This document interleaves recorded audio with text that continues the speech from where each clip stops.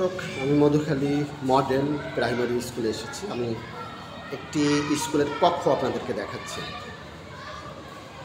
এটা হচ্ছে একটি স্কুলের কক্ষ, এত সুন্দর করে সাজানো হয়েছে। এই কক্ষটা আমি দেখাচ্ছি আপনাদেরকে, দারুণ করে এই রুমগুলি সাজিয়েছে। আমি একটি রুমের ভিতরে এসেছি।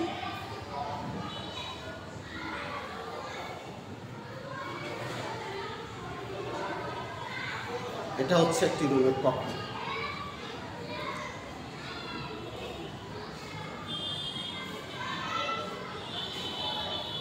এটা হচ্ছে সৌরজগৎ।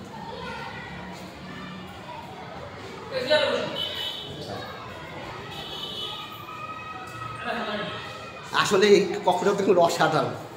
আপনাদের এই যে এত অসাধারণ কারুকাজ দেখা যাচ্ছে আপনাকে? হ্যাঁ, দেখা যাচ্ছে। একটু বলেন তো এই এত সুন্দর করে এই কারুকাজ করার উদ্দেশ্যটা? এটা ভিতরে ভাই, হ্যাঁ, এটা করার উদ্দেশ্য হলো একটা শিশু জন্মের পরেই যখন স্কুলগামী হয়, বিদ্যালয়ে আসে, তখন সেই পরিবারের টানকে বেশি টান থাকে, স্কুলের প্রতি টান কম থাকে। আচ্ছা, যে কারণে এত সুন্দর করে ডেকোরেশন করা, ফুল সজ্জায় সজ্জিত করা, যাতে ওই ছাত্রছাত্রীগুলো এই দৃশ্যগুলো দেখে বাড়ির পরিবেশকে কিছু সময়ের জন্য হলেও ভুলে স্কুলের সাথে তাল মিলিয়ে স্কুলে আসতে, পড়ালেখা করতে, এই কেন্দ্রিক তার চিন্তা ভাবনা এবং এই কেন্দ্রিক মন মানসিকতা যাতে সেট আপ হয়, সেই জন্য আমরা একেবারে ছোট্ট সপ্তাহে শুরু থেকে যে শ্রেণীটা, অর্থাৎ শিশু শ্রেণী, প্রাথমিক শ্রেণী আমরা এত সুন্দর করে সজ্জিত করেছি, যাতে একটা শিশু স্কুলগামী হওয়ার জন্য উৎসাহিত হয়। এটা কি প্রত্যেকটি রুমেরও কি না এইটাই আলাদা? না, এই শিশু শ্রেণীর জন্য আলাদা, অন্যান্য রুমগুলোতে ডেকোরেশন করা আছে, সেটা অন্যভাবে ক্লাসের সাথে কিছু সামঞ্জস্য রেখে যে শ্রেণীতে পাঠের যে ছবিগুলো উপযোগী, মানে যে শ্রেণী উপযোগী, অন্যগুলো আমাদের ডেকোরেশন করা আছে। পাশে রুমগুলো আপনি দেখলে বুঝতে পারবেন এবং নিঃসন্দেহে আপনার ক্যামেরায় ফুটে উঠবে। না, আমার ডাকপত্র টিভিতে আমি একটু দেখাতে চাই যে মধুখালী মডেল প্রাথমিক বিদ্যালয়।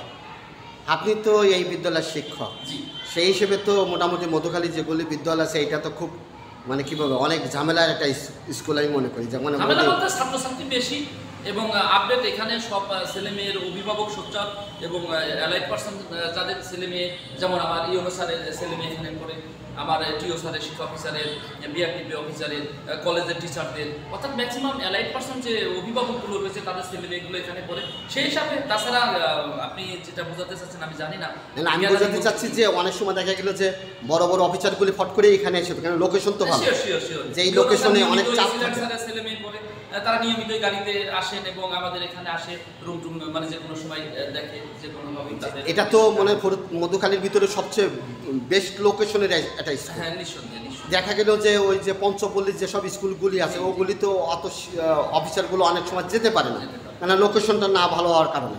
কিন্তু এই স্কুলে দেখা গেছে যে লোকেশন ভালো, বড় বড় অফিসারটা ফট করে চলে আসে। এই ধরনের কোনো চাপে কি আপনারা থাকেন কি মনে হয়? না, ওইটা আসলে না। এখন ছাত্র অভিভাবক ওই বড় অফিসারের ছেলে মেয়েও যেমন আমরা মূল্যায়ন করি, ওই আমাদের আবাসনের থেকেও যে ছেলে মেয়ে আসে আমরা চেষ্টা করি সেভাবে মূল্যায়ন করা। তারপরেও একেবারে elite person you know sir, excellent sir, এদের ছেলে মেয়ে থাকলে তারা খুব রিয়ার আসে, কম। তারপরে মোটামুটি যখনই আসে আমরা চেষ্টা করি তাদের সাথে অভিভাবক যাতে সন্তুষ্ট থাকে সেই হিসেবে আমরা আচরণ করার জন্য। আর এখানে পড়ালেখার মান ভালো।